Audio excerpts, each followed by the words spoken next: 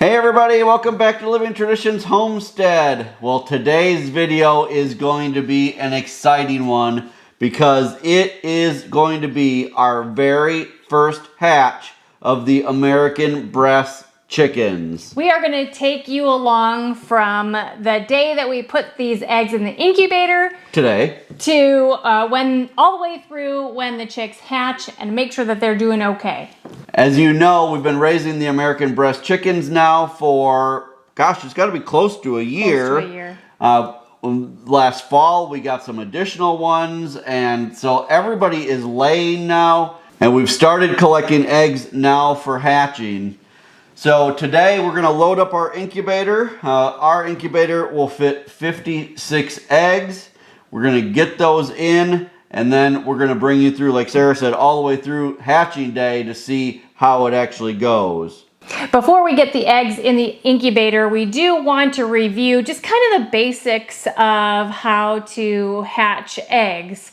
Over the years, I mean, we've been homesteading for over 10 years now. So over the years, we have hatched lots of eggs, not just chicken eggs, but ducklings and quail. Speaking of quail, I just recently, within the last few days, put my new batch of quail eggs into our other incubator. Those will be hatching right around the same time that these will be hatching. So we're going to kind of bring in, we'll kind of cut into this video to show you guys the hatching of those new quail as well on this video. But you guys, that's going to be exciting. So we're going to have quail chicks hatching, and we're going to have these American Bresse chicks hatching right around the same time. So anyway, we have hatched a lot of eggs over the years, and so we thought we'd just take a minute to kind of review some of the basics. Now we know that sometimes, especially for people who are brand new, it can be kind of overwhelming. You start to look at articles online or you start to watch videos, and it seems like everything is super complicated. And hatching eggs is one of those topics where you'll probably get as many opinions as you do videos that you can look at. But I'm going to tell you that here on our homestead, we have a good success rate of hatching eggs, and we keep things very, very simple. We've tried a lot of different things over the years, and to be honest, most of them are not necessary. Some people will do things like spray their eggs with Lysol or add peroxide to the water in their incubator. If you have a good clean incubator, I don't think there's any reason to do those things at all. In fact, we don't do any of that. And like I said, we always have a very good hatch rate. There are really two important factors to remember when hatching any kind of eggs. The first important factor is temperature. The second is humidity. And we keep the same temperature and humidity for hatching chicken eggs and quail eggs. Right. So what we do is we set our incubator at 99.5 degrees. I've used that the entire time. And then we try to keep our humidity during the first part of incubation. We keep it at 45%. And then on the day that they go into lockdown, which for chicken eggs is day 18 and for quail eggs is day 15, on that day we raise the temperature, or we raise the humidity to 70%, and that will give the chicks an easier time getting out of their eggs. Now, we've used various types of incubators over the past 10 or 12 years. In the last couple years, we have settled on this incubator here, which is very good, and it takes a lot of the guesswork out of incubating eggs. Right. If you have one of the styrofoam incubators, which is what we used for years and years, they work very well, but they are a little more work because you do have to manually control the humidity. The temperature you can set, but the humidity you kind of have to manually control and keep a hydrometer in there. It's not a big deal. You can definitely do it. It's just a little more work. So the incubator that we use now, and we actually have two of these. This is made by a company called Bresse. Now, we're in no way affiliated with these. We just bought these on Amazon, but we are very happy with them. So I'm always want to tell you guys when we're really happy with a product. So this is the Bresse. It's the Ovation EX56, which means it can hold 56 eggs, and it's completely all-contained system. It not only controls the temperature within the incubator, but it also controls the humidity by pumping water into the incubator as the humidity fluctuates. It also comes with trays and that rotate back and forth. Egg turners. Turn your eggs. So it's kind of an all-inclusive setup. Right, let's take the cover off of this so you can see that.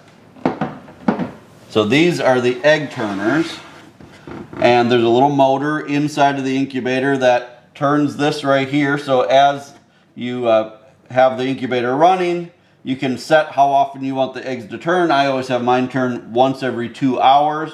So this will just move and it'll turn the eggs, and then 2 hours later it'll turn them back the other way.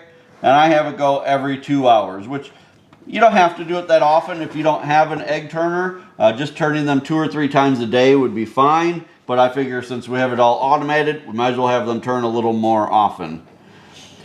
So this is our incubator. This is the setup that we use. We're going to go grab our eggs. We're going to talk to you a little bit about how we store the eggs prior to incubating. Another thing that we do that's very, very simple. And then we're going to get these actually loaded up so we can get these chicks ready to hatch. So you guys, here are the eggs that we're going to be putting in the incubator today. When we collect our eggs every day from our chicken coops, we bring them in the house. We don't wash them. We don't do anything fancy with them. The only thing that we do is we keep them in an egg turner. Now this is actually an old egg turner out of one of our old styrofoam incubators actually. And we keep this on a desk in our house plugged in so that this is turning the eggs while we're saving enough eggs to incubate. Now we just keep these at room temperature. We don't worry about, refrigerating them or keeping them at the perfect temperature of like 55 degrees. I think it's, the perfect world says 55 degrees. We just keep these at room temperature, and we don't save them for longer than 7 days. I actually prefer to save them only for 5 days, but if we're looking for a large number and we're not getting that many that day, we'll just keep saving them up to 7 days and incubate that amount. Now, if you don't have an egg turner, the other thing that we do, like today we're going to be incubating more than what fits in our egg turner here. The other thing that you can do is just put them in an egg carton like this, and then prop one end of the egg carton up, and then just once or twice a day, come and turn the carton around so that the other end is propped up. And that is essentially the same thing as having them in the egg turner. So the only other thing I think that is a good piece of advice is don't use eggs that are too dirty. Like if you get a big rainstorm, I know a lot of times after a big rainstorm, our nesting boxes will get dirty, and some of our chickens lay on the ground. So if things are really dirty, just don't save the eggs from that day. If they're just a little bit dirty, like you can see some of these just have a little bit of dirt on them, we still put those in, and most of the time they still hatch. A lot of times if there's any just like dry stuff on there and I can just kind of pick it off there with my fingernail or something, it's fine. But anything that's like stuck on poop or dirt or dried mud, then we won't use those. Right, yeah, and under no circumstances should you wash your eggs prior to incubating them, because that will take the protective layer off the outside of the egg, and it's almost certain then that they won't hatch. So there you go, you guys. That's pretty much it. Pretty simple. Now we're going to load these into the incubator and get them going. So really, you guys, it's just a matter of placing these eggs into the egg turners. Now, one thing that we didn't mention that we just remembered is that it's important that when you're storing your eggs for incubation, that you store them pointy and face down. And then when you're loading them into your egg turners, you want to do the same thing. They should be pointy end down. And a number of years ago, we did a video called Pointy Eggs Are Roosters.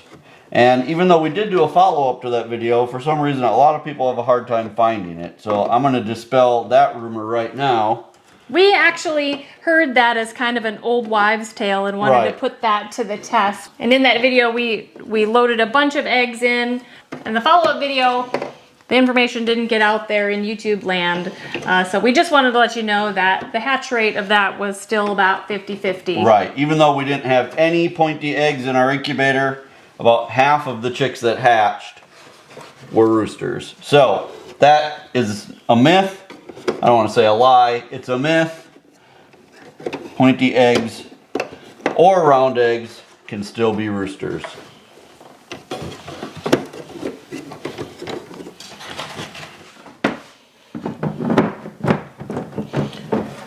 All right, that's all there is to that, you guys. We're gonna go get this plugged in, and we will see you back here in about 21 or 22 days to see how these eggs hatch. Well, I shared with you guys about a month or so ago that I had processed all of the adult quail that I had because I was having just terrible aggression problems with the quail. I decided to start completely over with new genetics in my quail, and I received a bunch of eggs, almost 100 eggs in the mail from AJ Farms. I've had these in the incubator, and you guys, last night they started to hatch. I actually planned on doing a video trying to show you guys them hatching, but it kind of happened so fast that we got busy today, and by the time I got back in the house, it looks like almost all of them have hatched. So I'm super excited. We're going to take them out of the incubator. They've been in the incubator now. They started to hatch last night, so about 24 hours since the big hatch kind of started. And, well, we're going to see how many we have. We started with 88 eggs that I put in the incubator. When I candled them on day 15, 78 of them were fertile. So that was like an 89% fertility rate, which for eggs that came in the mail is absolutely amazing. So we're going to take the incubator over by the brooder. I brought a brooder in the house. Normally we don't like to brood things in the house, but it is going to get pretty cold again tonight. So I thought, you know what? We're going to just bring it in the house because I want these guys to have the best chance of success. So we're going to take this over. We're going to take these out. We're going to try to count them as we put them in the brooder. All right, I'm actually going to set the incubator down inside of the brooder because there are so many baby quail inside of here that I'm afraid they're all going to come jumping out. I'm going to try to lift the cover just a little bit at a time and take some out, but we may have to count them another day. So I'm going to do the best that I can today and see how many I think we have. There's just no way. They're already jumping out everywhere, but you guys look how many quail there are. Holy cow. I don't know if I've ever had a hatch like this. I'm going to just try to get them all out of the incubator. We'll have to count them another day when we move them outside. For today, we're just going to try to get them all out of here. Make sure that they all know where to go to drink. Make sure they all get some food. I don't know.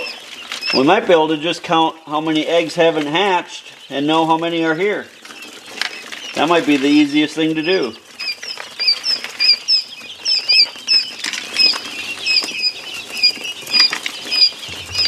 Now this is a completely new breed of quail for me. I mean, they're still Coturnix quail, but these are called jumbo meat maker quail, which is different than what I've had in the past. So I'm excited to raise some of these, just in the off chance that a few more might hatch overnight. But let me see if I can real quickly see how many did not hatch here in the incubator. I see 1, 2, 3. No. 4, 5, 6,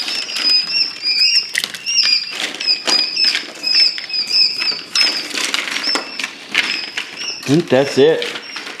Oh, 7.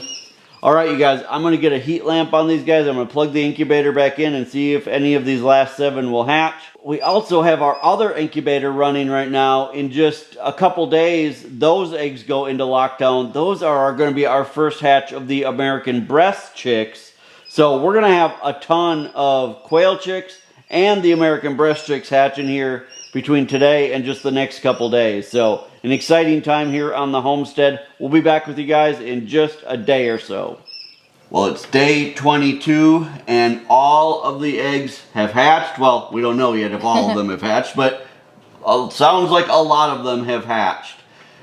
We are going to leave some of them in yet if they haven't hatched to see if they'll continue to hatch. The chicks started to hatch yesterday morning and hatched throughout the day yesterday. There's so much humidity in the incubator that it's kind of hard to see exactly how many are in there. Last time that I was able to count, I saw about 12, but there's a ton more now. So we're excited to see how many actually ended up hatching. But like I said, we're gonna leave, if there are any eggs that haven't hatched, we're gonna leave those in for another day or two, because sometimes they hatch on day 22 or even day 23. So we'll have to see what happens.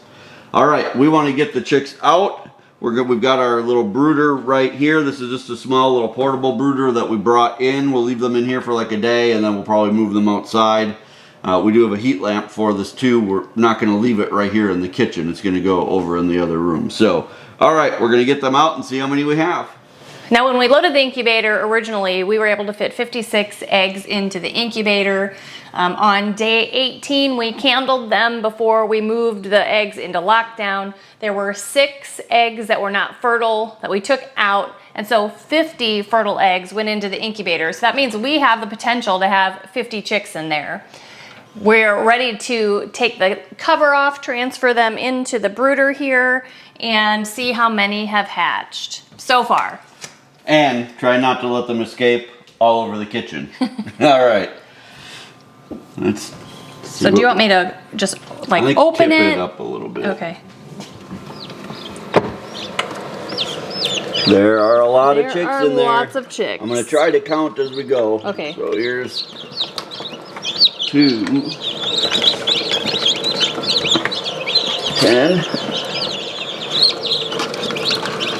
26, 37. All right, so 37 into the brooder. I think that's pretty good. It'll be interesting to see if more still hatch, but 37 is still a good hatch. All right, so we're gonna move this brooder over, and we're going to put the heat lamp on and show them where their water is. They've got food and water in there, and then we'll just keep an eye on them throughout the day, and we'll show you guys how they're doing a little bit later today after we're done with some of our chores.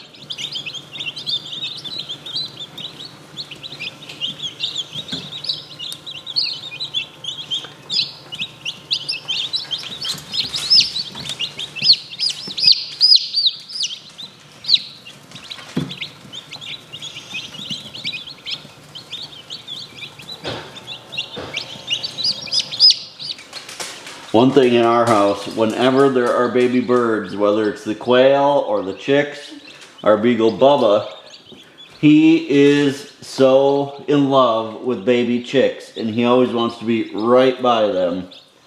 He's very good with them. He never tries to hurt them. He doesn't bark at them or anything like that. He just wants to sit and watch them.